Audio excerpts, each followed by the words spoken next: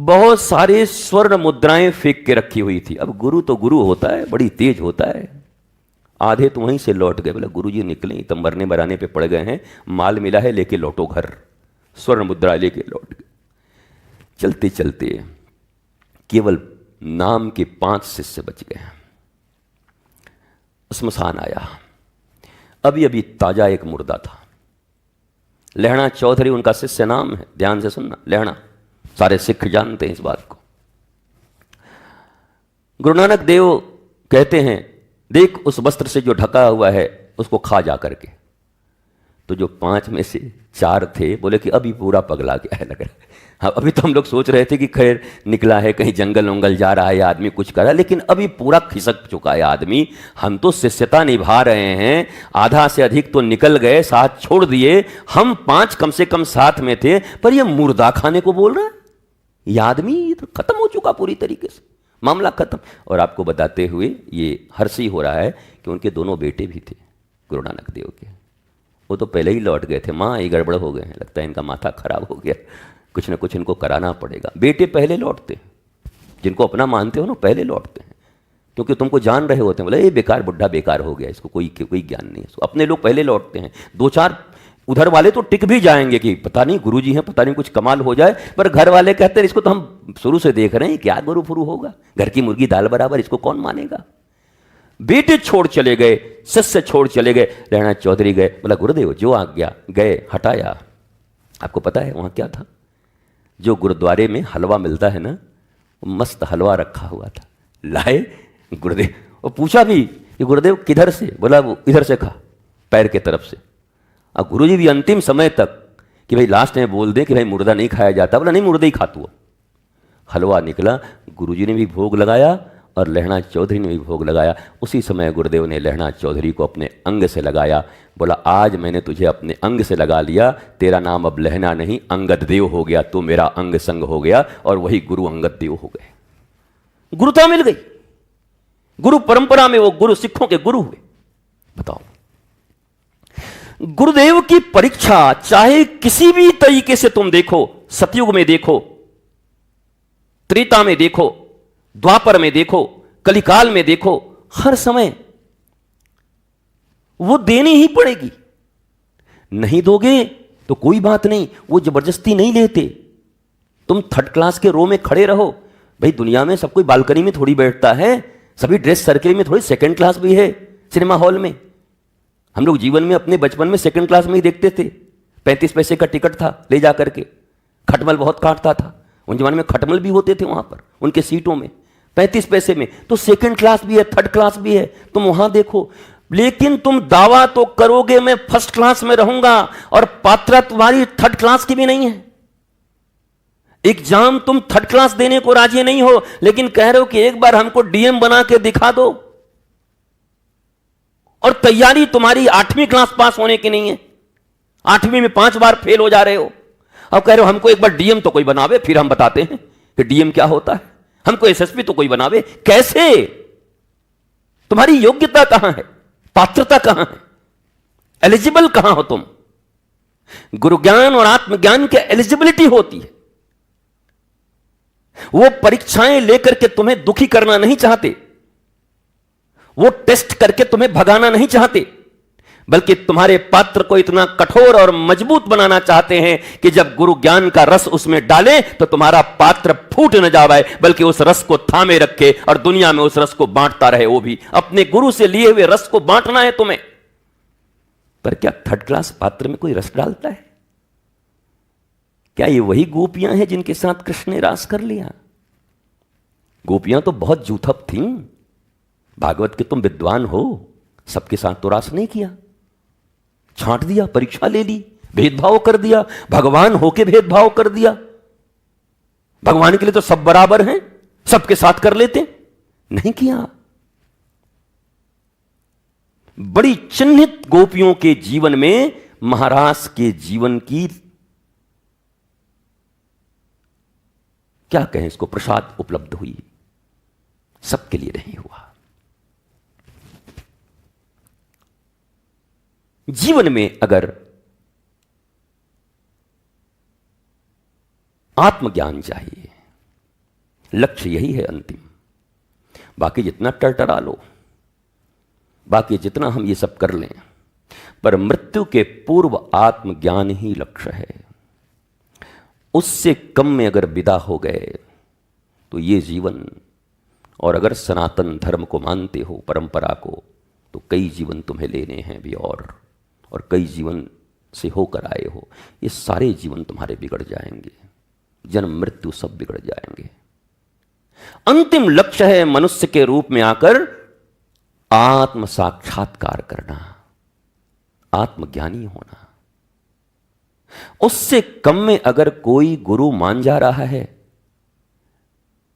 तो बस इतना ही समझ लो कि ये मीठी मीठी बातें, ये मीठे मीठे बोल, ये मीठे मीठे खान पान, वो तुम्हारे भव रोग का हरण नहीं करेगा। डॉलर और रुपयों का हरण जरूर कर लेगा वो गुरु, लेकिन जिस भवरोग से तुम ग्रसित हो, अगर चाहते हो कि वो भवरोग मिटा दे, लूट ले जाए मेरा कोई, हरि कृपा तब जानिए जब दीन मनुज अवतार, और गुरु कृपा तब जानिए जब छुड़ा देवे ये मिथ्या संसार। ये जो कल्पित संसार है, कल्पनाओं में है,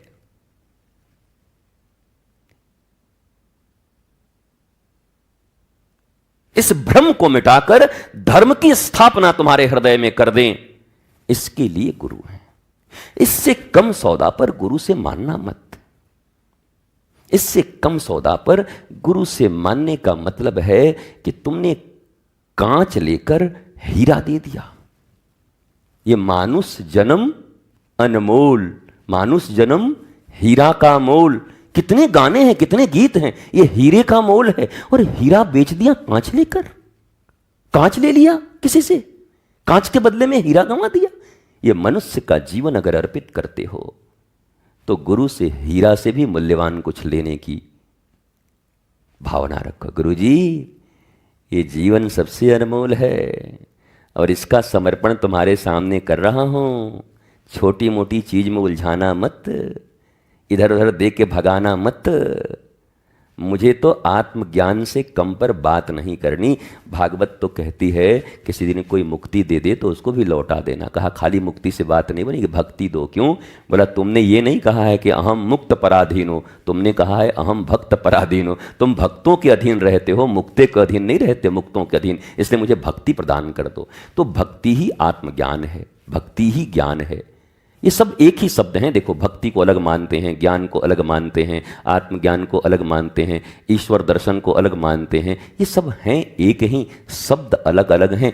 बिना आत्मज्ञान हुए अगर श्री कृष्ण का दर्शन भी हो जाए तो दुर्योधन की तरह उनको बंधक बनाने पे पड़ जाओगे। दुर्योधन बंधक बनाने, अरे बंद कर, ये हमको ज्ञान दे रहा है, पढ़ इसको। बताओ, दुर्योधन बंधक बना रहा है भगवान को। आत्मज्ञान नहीं है, भगवान साक्षात उपस्थित है, उनको बंधक बना रहा है, जेल डलवा रहा है। पर अर्जुन को जब आत्मज्ञान हो गई तब अर्जुन जीवन भर श्री कृष्ण की बातों को मानते रहे। और जब श्री कृष्ण इस धराधाम से गए और पहला मिलन अपने भाई से हुआ, युधिष्ठिर से, तो अर्जुन ने क्या कहा? युधिष्ठिर ने बहुत सारे प्रश्न किए कि कुछ गड़बड़ कर दिए क्या, किसी के साथ समागम कर लिए क्या, किसी की रक्षा नहीं कर पाए क्या, ऐसे मुंह लटका के क्यों आए हो?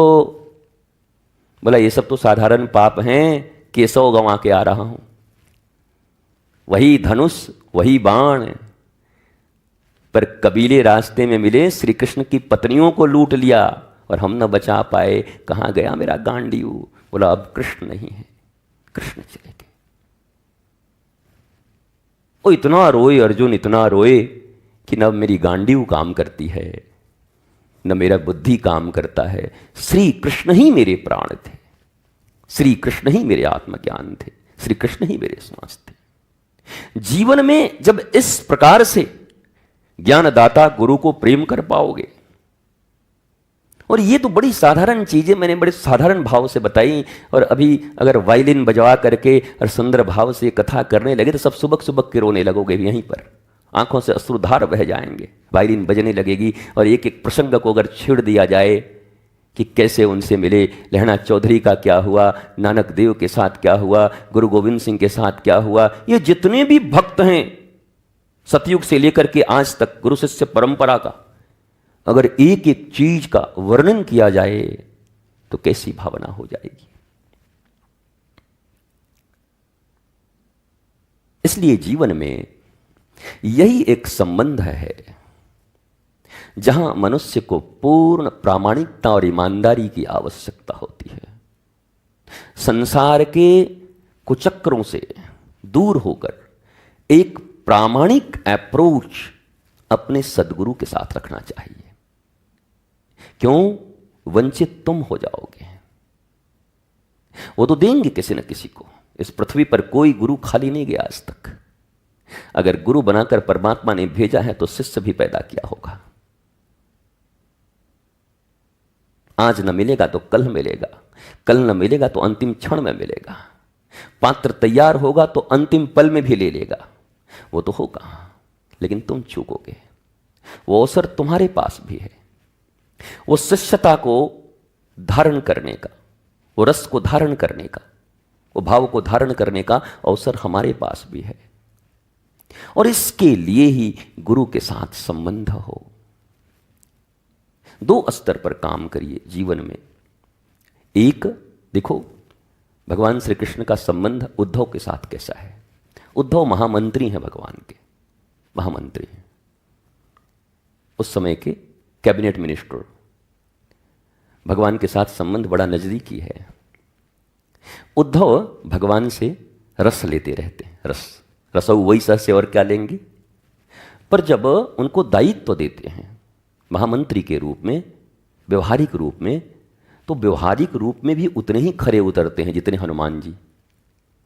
जैसे राम जी के लिए हनुमान जी हैं, वैसे भगवान श्री कृष्ण के लिए उद्धव जी हैं। उद्धव जी का अपना कोई जीवन ही नहीं है। उद्धव सदा श्री कृष्ण के लिए जीते। जहां लगा दो, ज्ञान देने भेज दिया गोपियों के पास तो ज्ञान देने चले गए, भले लूट पीट के आ गए वहां से गोपियों से, लेकिन चले गए। बोले ठाकुर भेज रहे हैं तो जाएंगे, क्या करें। महामंत्री बना करके रख दिया द्वारिका में तो पूरा का पूरा व्यवस्था कर रहे हैं 24 घंटे। वो तो ये भी कह सकते थे, गुरुजी हमारा तो मामला बन गया, आत्मज्ञान हो गया, हमको इस चक्कर में क्यों फंसा रहे हो। आत्मज्ञान तो दे दिया उद्धव को भगवान ने। उसके बाद कहा अब आओ जरा इन व्यवहारिक प्रपंचों में फंसो। क्योंकि आत्मज्ञानी व्यक्ति जब व्यवहारिक प्रपंचों में उतरेगा तो रामकृष्ण परमहंस की तरह, जैसे वो कहते हैं कि हाथों में तेल लगा करके अगर कटहल को काटा जाए तो कटहल का दूध हाथों में नहीं लगता, हाथ नहीं चिपकती। आत्मज्ञान लेकर के अगर इस संसार में भी उतरोगे तो उलझोगे कहीं नहीं, बल्कि उलझे हुए को सुलझा दोगे। सारे उलझे हुए तुम्हारे पास आएंगे, तुम सुलझाते चले जाओगे। इसलिए आत्मज्ञान की स्नेह तेल लगा करके उतरना इस संसार में। जो लोग बिना आत्मज्ञान के इस संसार में हैं वही इस भवसागर में गोते खा रहे हैं। संसार में रहना व्यर्थ नहीं है। जन्म दिया है परमात्मा ने, परिवार दिए हैं परमात्मा ने, समाज दिया है परमात्मा ने। भारत जैसे राष्ट्र में रह रहे हो, मानवता के प्रति भी तुम्हारा एक दायित्व है, प्राणियों के प्रति भी तुम्हारा एक दायित्व है, समाज के प्रति दायित्व है, परिवार के प्रति दायित्व है। ये सब दायित्व के निर्वाह के योग्य तभी तुम हो सकते हो जब तुम आत्मज्ञान पहले प्राप्त कर लो। पर हम सब करने को तैयार हैं, ये करने को तैयार नहीं है। न तैरने आता है, न लाइफ बोट है, पर नदी में कूदने के लिए एकदम तैयार है, मरने के लिए कि डूबे और मर जाएं वहीं पर। या तो तैरना सीख जाओ या लाइफ जैकेट लेकर के जाओ, दोनों में से कुछ तो ले जाओ। तैरने का अर्थ यह है कि गुरु से आत्मज्ञान ले लिया, अपना दीपक भी जल गया, अब खुद भी तैर के पार हो सकते हैं। और लाइफ जैकेट का मतलब यह है कि गुरुदेव साथ में हैं तो चाहे कितना भी गहरा समुद्र हो, गुरुदेव डूबने नहीं देंगे, अपने हाथों में थामे हुए उधर निकाल देंगे, एक मल्लाह की तरह, कुशल मल्लाह की तरह। दोनों में से कुछ तो करो। या तो उन पर ही ऐसे एक छोटे शिशु की तरह, जैसे एक छोटा बालक अपनी मां के ऊपर, मां के आंचल में बैठा रहता है, मां के सिवा उसकी दुनिया ही नहीं होती। और या तो फिर ऐसे आत्मज्ञानी बन जाओ कि स्वयं तुम जले हुए दीपक बन जाओ। जैसे मच्छिंद्रनाथ ने गुरु गोरखनाथ को ऐसे हृदय से लगाते हुए कहा, गोरखनाथ दुनिया कहता है कि मैंने तुम्हें शिष्य बनाया है, पर मैं कहता हूं आज मैंने एक सदगुरु को जन्म दिया है। मेरे सामने एक सदगुरु खड़ा है। गोरखनाथ स्वयं सदगुरु हो गए। शिष्य ही सदगुरु है।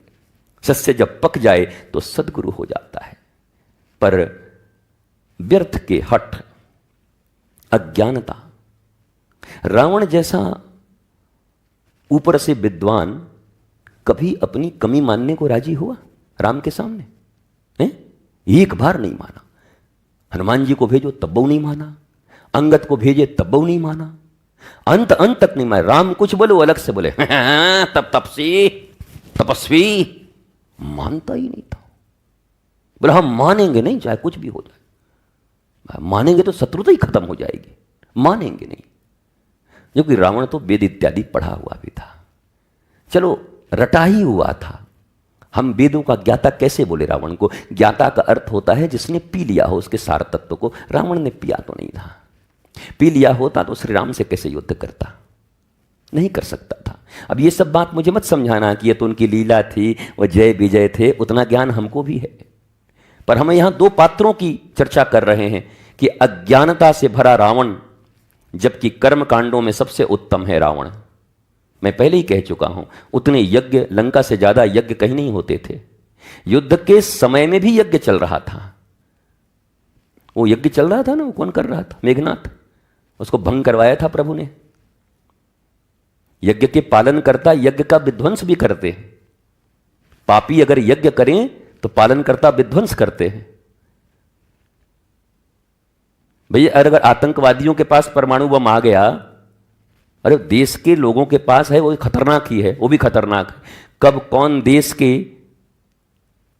वो जो वर्तमान में वहां के राष्ट्राध्यक्ष हैं, किसका माथा सनक जाए और उठा कर तड़तड़ा दे, 200-400 परमाणु बम हो तो कहे कि आज हम खत्म ही करेंगे विश्व को। माथा खराब तो तड़तड़ा देगा, खत्म कर देगा।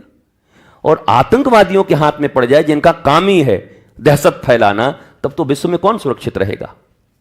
तो शक्तियां सत्पुरुषों के हाथ में होनी चाहिए। इसलिए भगवान श्री कृष्ण के भाई का नाम है बलभद्र। बलभद्र बल है पर भद्रता के लिए, भद्र माने कल्याण, कल्याण के लिए बल है उनके पास।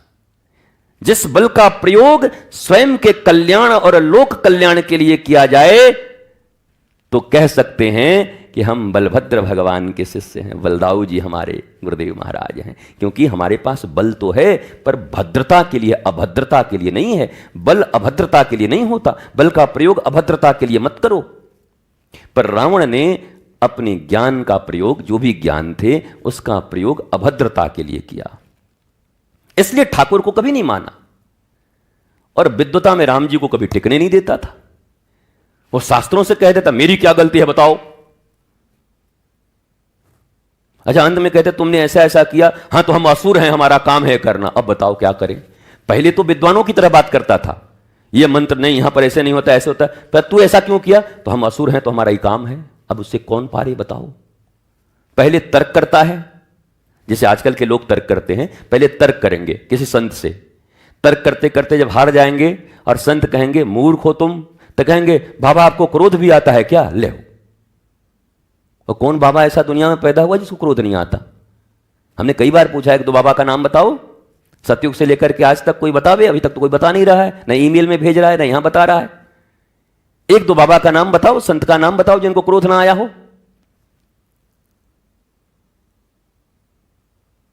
दूसरा है, संतों की तुलना कभी आपस में नहीं करनी चाहिए। ये संत कौन, ये संत कौन, ये संत कौन। अरे जब अवतारों की तुलना नहीं है, राम जी का कैरेक्टर बिल्कुल अलग है और कृष्ण जी का बिल्कुल अलग है। जब भगवान का कैरेक्टर नहीं मिल रहा है आपस में, हैं? एक पत्नी व्रता हैं और एक तो अपना लगे ही हुए हैं ठाकुर जी। हालांकि वो नहीं लगे हैं, उनको मिलता जा रहा है। रुक्मिणी मिल जा रही हैं, सत्यभामा मिल जा रही हैं, जाम्बवती मिल जा रही हैं, सत्या मिल जा रही है और 16,100 और मिल जा रही हैं। तो दोनों में तुलना कहां है? तुलना बताओ ना। आप जिन चीजों को लेकर के तुलना करते हो, उस तुलनात्मक अध्ययन में राम और कृष्ण में कहीं कोई समानता नहीं। बिल्कुल पूरब और पश्चिम। राम जी गंभीर, मर्यादा, ठाकुर जी ठिठोली करते रहते हैं हर समय। राम जी के विषय में बोला गया एक बार भी झूठ नहीं बोल सकते।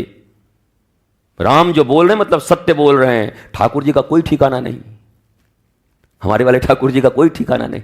जहां जरूरत पड़े रेडी है, बस असुरों का विनाश होना चाहिए। समाज के निगाह में जो मर्यादाएं होती हैं, उन मर्यादाओं का इतना इतना इतना इतना कण कण पालन किया भगवान श्री राम ने। पर भगवान श्री कृष्ण के जीवन को जब देखते हैं तो मर्यादाओं को तार तार मार देते हैं कहीं पर सब मर्यादा मेरे पांव के नीचे। इधर आओ, मर्यादा वही है जिससे धर्म की स्थापना होगी। क्यों? अमर्यादित लोग जब ज्यादा बढ़ जाएं तो फिर मर्यादित तरीके से युद्ध नहीं हो सकता है।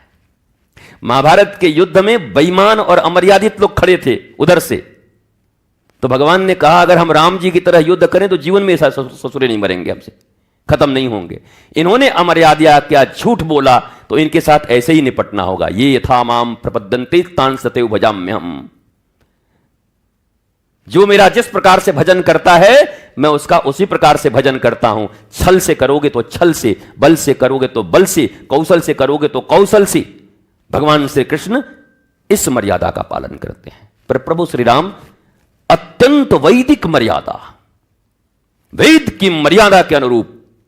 तो यहां तुलना तो भगवान राम और कृष्ण ही में नहीं है, कोई मिलन नहीं है दोनों अवतारों में। पर लोग संतों की तुलना करते हैं। बाबा जी वो बाबा जी ऐसे करते हैं, वो बाबा जी इसी के लिए आए होंगे, प्रभु ने उनको इसके लिए भेजा है। बाबा जी वो बाबा जी ऐसे करते हैं, वो उसके लिए आए हैं, प्रभु ने उनके लिए उसके लिए भेजा है। तुलना क्यों, किस लिए?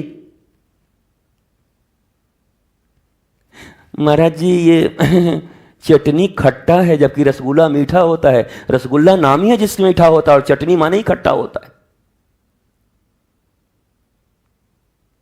इमली को अगर मीठा बना दिया जाए तो इमली रहेगा किस लिए? वो इमली है इसलिए कि खट्टा है। भगवान का एक नाम और गुरु का एक नाम है वैशिष्ट पाली आपूर्यमान। ध्यान दो, वैशिष्ट पाली आपूर्यमान।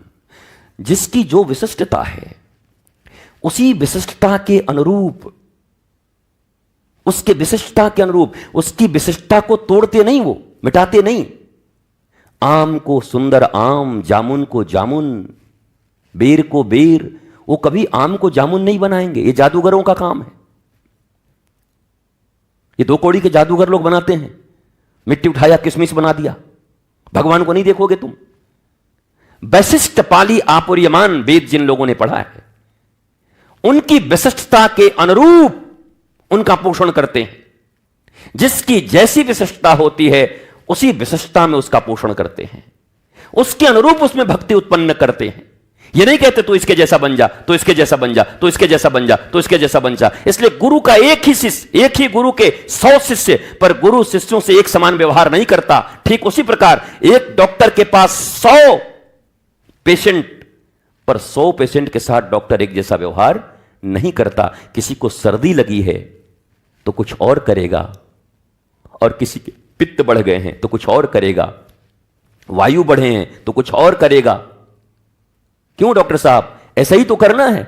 नहीं डॉक्टर साहब बताइए, उनको आप जो है ये शरबत दे रहे हैं, हमको ये दे रहे हैं, तुमको ये दे देंगे तो मर जाओगे भी, तुम्हारा कफ बढ़ा हुआ है, उसकी बराबरी मत करो। हालांकि एक ही डॉक्टर के पास सभी आए हैं पेशेंट, एक का कफ, एक का पित्त, एक का वायु डिस्टर्ब है। तीनों को अलग अलग तरीके से ट्रीटमेंट देंगे, तीनों को अलग अलग प्रकार का पथ्य देंगे, तीनों को अलग अलग भोजन सामग्री दी जाएगी, तीनों के लिए अलग अलग दिनचर्या दी जाएगी अलग तरीके से। और वो कहें डॉक्टर साहब आप तो बड़ा भेदभाव करते हैं। ऐसे ही कुछ मूर्ख हैं इस दुनिया में जो गुरु को कहते हैं गुरु जी भेदभाव करते हैं, शिष्यों के प्रति एकता नहीं रखते। अरे हम दे देंगे कि मर जाओगे, तुम्हारा पित्त खराब है, तुम्हारे पित्त के अनुसार वैशिष्ट पाली आपूर्यमान तुम्हारी व्यवस्था कर रहे हैं। तुम्हारा कफ बिगड़ा हुआ है, वैशिष्ट पाली आपूर्यमान होते हैं सदगुरु, इसलिए तुम्हारे अनुरूप तुम्हारी व्यवस्था कर रहे हैं। तुम्हारी वायु बिगड़ी हुई है, इसलिए वैशिष्ट पाली आपूर्यमान है सदगुरु, तुम्हारे अनुरूप तुम्हारी व्यवस्था कर रहे हैं, जिससे तुम आत्मज्ञान के मार्ग में आगे बढ़ सको। समानता का अर्थ यह नहीं है कि समान व्यवहार किया जाए, समानता का अर्थ यह है कि सबके भीतर समान रूप से आत्मज्ञान आ जाए। वो कैसे आए ये पता नहीं है। आत्मज्ञान समान होगा पर देने की विधि अलग अलग होगी। कोई आंख निकाल के दे रहा है तो कोई सस्ते में मिल जा रहा है, कोई कदुआ दे के आ जा रहा है, कोई साधारण परीक्षा में पास हो जा रहा है, किसी पर गुरु ऐसे ही रीझ जा रहे हैं अगर उसकी पात्रता तैयार है। यहां समानता की अपेक्षा करना मूर्खता होगी। गुरु के द्वार में कभी समानता की अपेक्षा मत करना। समानता की अपेक्षा ये बाह्य नजरों में है। एक समान भोजन मिल गया, एक समान सब बैठ के मिल गए, एक समान सबसे बैठ करके सत्संग कर लिया, पर समानता, तुम यहां पर पेशेंट हो, पेशेंस रखो। तुम्हारे गुरु एक कुशल वैद्य की तरह तुम्हारे भीतर के उन विकृत चीजों को निकाल करके तुम्हारे भीतर में रसौ वही सह को समावेशित करना चाहते हैं, श्री कृष्ण को डालना चाहते हैं। उन्हें अवसर दो, वो तुम्हें पात्र बनाना चाहते हैं। किसी के साथ अपनी बराबरी मत करो, किसी को देख करके क्रोधित मत हो, किसी को देख करके मत समझो कि उसके साथ ऐसा मेरे साथ ऐसा क्यों। तुम्हारी पात्रता अलग, तुम्हारे जन्म अलग, तुम्हारे माता पिता अलग, तुम्हारी योनियां अलग, तुम्हारे प्रारब्ध अलग, तुम्हारे संस्कार अलग, सबके अलग अलग हैं, उसके अनुरूप वो देते हैं। और यही गुरु का स्थान है। और एक बात और, गुरु के द्वार पर शांति, प्रेम, आनंद नहीं मिलता है, ध्यान रखना। राम जी जिनका नाम है उन्हीं के द्वार पर आराम नहीं है। पहले तो आराम से थे हनुमान जी, चुपचाप पर्वत पर दोनों बैठे हुए थे, और सुग्रीव, बाली का बापा वहां नहीं आ सकता था।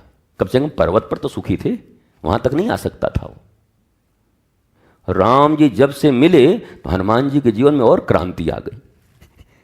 हनुमान जी, सुग्रीव कह रहे हैं कि यार पहले ही दोनों भाई अच्छे थे, चुपचाप एक जगह बैठे हुए थे एक पर्वत पर, जो मिलता था खाते पीते थे, एक ही बाली दुश्मन था। अब तो बाली अलग मरमरा गया, बाली के लोग अलग दुश्मन, रावण अलग दुश्मन, अब कहां कहां दुश्मन बैठे हैं पता ही नहीं चल रहा है। कोई खड़ा हो जा रहा है मारने पीटने को। ये तो राम जी से मिले तो दुश्मन कम होना चाहिए, दुश्मन बढ़ कैसे गए? हनुमान जी ने कभी नहीं पूछा उनसे। जो ये पूछते हैं, शांति के लिए हम गए थे, हमको शांति नहीं मिली। बेटा यहां क्रांति मिलती है, ये क्रांति का स्थान है। मुर्दे हो तुम, तुम्हारे भीतर में जीवंतता पैदा करते हैं गुरु, प्राण फूंकते हैं।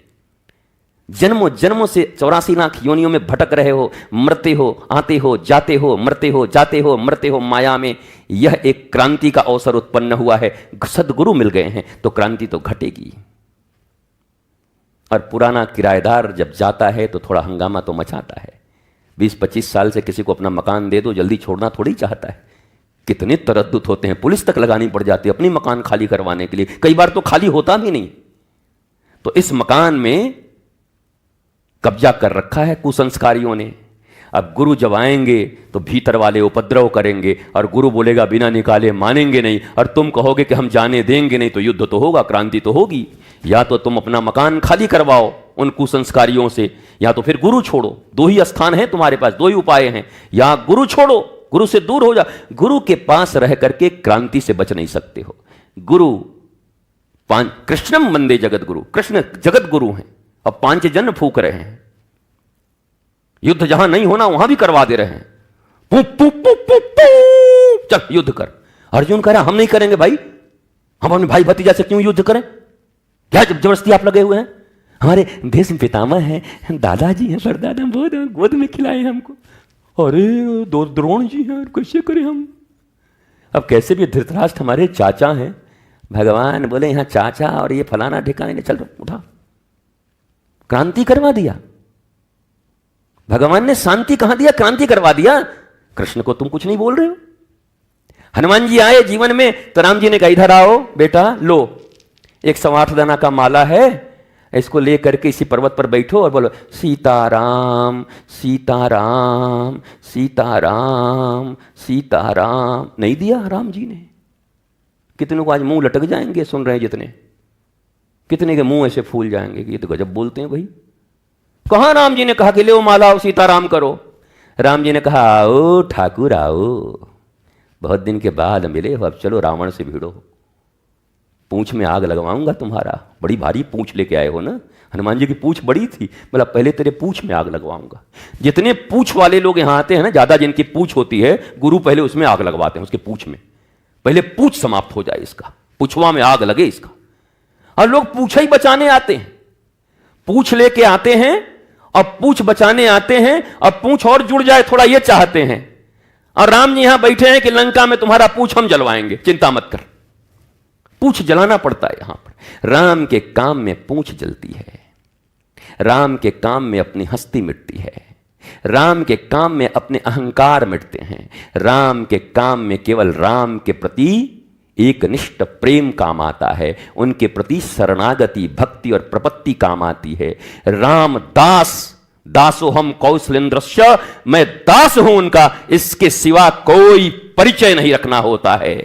अंजनी पुत्र पवन सुत नामा तुलसीदास गाते हैं, हनुमान जी ने कभी नहीं गाया आज तक किसी को परिचय नहीं दिया। अंजनी पुत्र पवन सुत नामा महावीर विक्रम बजरंगी, कुमत निवार सुमत के संगी। कभी सुना हनुमान जी को ये कहते हुए? तुम गाते हो, हनुमान जी नहीं गाते। ये बाबा तुलसीदास गा रहे हैं, हनुमान जी नहीं गाते। हनुमान जी से जब जब पूछा गया कौन हो तुम, बोला दासो हम कौशलेंद्र।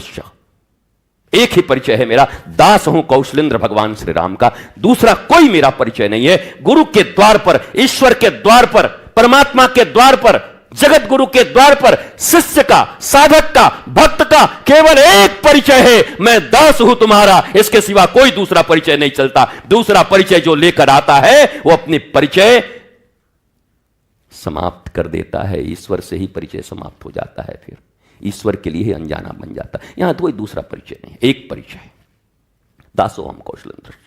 अगर भारतीय दर्शन में हो, सनातन दर्शन में हो, तो दर्शन की बात करो, थेथरोलॉजी करोगे, कुछ भी बोलोगे, जो मन में आए वही करोगे, वही बोलोगे, दर्शन के हिसाब से बात करो। इसलिए शांति चाहने वाले गुरु से दूर रहें। आज के बाद गुरु शिष्य परंपरा में क्रांति आ जाएगी। कितने लोग जो सोचे होंगे दीक्षा लेने को इस गुरु पूर्णिमा में, बोले कि हमारा पहले कैंसिल, बाप रे बाप, ये तो क्रांति कह रहे हैं, हम तो शांति के लिए। हां, शांति नहीं मिलेगी, उपद्रव होंगे तुम्हारे पहले जीवन में, क्योंकि तुम्हारे कई जन्मों के उपद्रव तुमने अपने आत्मिक संस्कारों पर पाल के रखे हुए हैं। तुम्हारे अपने प्रारब्ध, उन प्रारब्धों के फल, जहां तुम्हारे हाथ टूटने होंगे, पांव टूटने होंगे, वहां नाखून में खरोंच लगने से चिल्ला करके गुरु को गाली मत देना। जहां गर्दन कटने होंगे, वहां उंगलियों और नाखून थोड़ा सा कट जाएगा, तब भी गुरु को गाली मत देना। उंगली कैसे कट गई रे, गर्दन कटने वाला था, उंगली कट के बच गए, इसका धन्यवाद नहीं देते, ये नहीं कहते। उंगलियों के खरोंच दिखाए जा रहे हैं लोग, उंगलियों के रक्त दिखा रहे हैं, गर्दन बच गई उसे नहीं देख रहे हैं। इसलिए यहां क्रांति होगी, पर याद रखना, बाहर क्रांति, अंतर में शांति। और दुनिया का रीत क्या है? बाहर हर आदमी कैसे हैं? All is well. कैसे हैं शर्मा जी? हैं बहुत अच्छा, बहुत बड़ा, सब कृपा है भगवान का। भीतर मरा जा रहा है, 500 अशांति है। बाहर की दुनिया में मुख से कहते हैं शांति और भीतर चलती है अशांति, पर गुरु की दुनिया में बाहर दिखाई देगी अशांति, पर भीतर होगी परम शांति, आनंद और आह्लाद होगा। भीतर परम शांत होकर बैठा होगा, आत्मज्ञानी होकर के बैठा होगा। इतना ही अंतर है। या तो झूठी जिंदगी जियो, झूठी मुस्कुराहट, झूठी शांति, बहुत अच्छे। और कैसे हैं? वह कुछ नहीं, बड़ा बेटा ये कर रहा है, बेटी ये कर रही है, वहां पर ये हो गया, वहां मकान बन चुका है, वो गाड़ी आ गई है, बेटवा एक और गाड़ी ले आया है। भीतर आग लग रहा है, कोई बात नहीं सुन रहा है, मरे जा रहे हैं। काम की, क्रोध की, लोभ की, वासना की आग लगी है। पर बाहर हनुमान जी की तरह दिखाई जरूर देगा, अरे बाप रे इतना युद्ध, ये रावण मिला, ये पूंछ जलाया, ये वहां आए, इससे भिड़ गए, उससे उड़ गए। पर भीतर क्या है? भीतर कैसा है हनुमान जी का? परम शांति। रघुनाथ भीतर बैठे हैं। जिम यमोघ रघुपति कर बाना, एहि भांति चले हनुमान। इतने शांत हैं कि हनुमान जी राम जी के वाण की तरह हैं। वाण का अपना कोई जीवन होता है, तुणीर से निकाला, राम जी ने चढ़ाया, छोड़ दिया, बेचारा चला। चलाने वाले हनुमान जी इतने शांत हैं। भीतर से शांति, बाहर से क्रांति। बाहर की क्रांति और अशांति देख करके जो कुत्सा करते हैं, गुरु निंदा करते हैं, गुरु आश्रम के गुरुद्वारे की, वास्तव में कभी योग्य पात्र, योग्य शिष्य नहीं हो सकते। कभी हनुमान जी ने अपने राम जी का नहीं किया। क्या कहें, बाकी तो सब ठीक है, पहले बड़ा अच्छा था, सुग्रीव के साथ रहते थे, शांति थी, 2 रोटी खाते थे। ये जब से राम जी मिले ना, जिंदगी खराब हो गया हमारा। बाप रे बाप, इतना युद्ध, इतना लड़ाई। कभी सुना हनुमान जी को निंदा करते हुए? किसी से सुना ऐसा कहते हुए? हनुमान जी क्या कहते हैं? मेरे रघुनाथ की कृपा से बम बम, रघुनाथ की कृपा मेरे ऊपर है, मेरे राम ने मेरे ऊपर कृपा की है, मेरी मां सीता ने मेरे ऊपर कृपा, मुझे अपना पुत्र बना दिया है। ठाकुर जी ने भी अपना पुत्र बना लिया, पुत्र बनाकर अशांति में झोंक दिया था। वो हमारे भी ऐसे ही लोग हैं, बोला गुरु जी पुत्र बनाते हैं फिर हमको अशांति हो जाती है। हम हनुमान बनाना चाहते हैं, हमको थोड़ी पता है कि तुम बाली हो। हम तो हनुमान समझ के तुमको अपनाते हैं। आओ आओ आओ पुत्र आओ, हर गुरु कहता आओ पुत्र आओ, शिष्य आओ आओ आओ। और उनको क्या पता कि तुम रावण हो कि कंस हो? वो तो हाथ फैला के, बाहें फैला के तुम्हें बुलाते हैं, आओ पुत्र आओ आओ आओ आओ आओ। अब तुम कौन हो तुम समझो। क्या सोच कर आए थे? सरदार खुश होगा, इनाम देगा, इनाम मिलेगा, जरूर मिलेगा। अब क्या मिलेगा समझ लो। तेरा क्या होगा कालिया? तुम्हारे भीतर में जितनी अज्ञानता होगी, एक एक करके धाए धाए मारेंगे गुरु। सदगुरु मेरा सूरमा, तकी तकी मारे तीर, गब्बर की तरह मारेंगे धाए। पर गब्बर आदमी मारता है, और ये गुरु क्या करता है?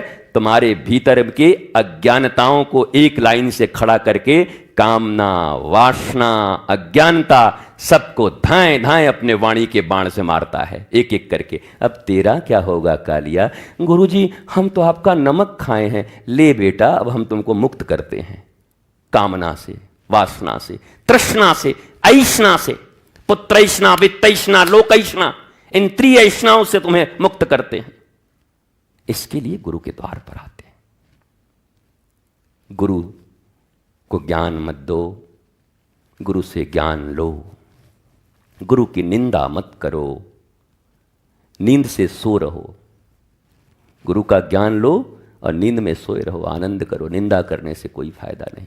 मस्त रहिए, स्वस्थ रहिए, आनंदित रहिए। आगामी महोत्सव को खूब अच्छे से पालन करिए, मिलजुल करके मनाइए, प्रसन्न रहिए। जीवन के प्रत्येक कदम पर दासोहम कौशलेन्द्रस्य का भाव रखिए। मैं दास हूं प्रभु का। जिन्होंने बड़ी बड़ी परीक्षाएं दी, एसपी साहब और कमिश्नर साहब, उन्होंने कभी परीक्षाओं का नाम नहीं लिया। जिन्होंने बड़ी बड़ी परीक्षाएं दी, उन्होंने कभी कहा ही नहीं कि हमने परीक्षा दी। पर जिसकी परीक्षा हुई ही नहीं, वो चिल्लाते चलता है कि हमारी बड़ी परीक्षा हो रही है। परीक्षा ही नहीं हो रही है अभी तो। परीक्षा माने तो उनकी इच्छा पर निर्भर हो गए। अभी तो अपनी ही इच्छा चल रही है, पर इच्छा, उनकी इच्छा। अभी तो स्वेच्छा चल रहा है, स्वेच्छा। स्वेच्छा को परीक्षा का नाम दे रहे हैं, कर रहे हैं स्वेच्छा से सब, और नाम परीक्षा।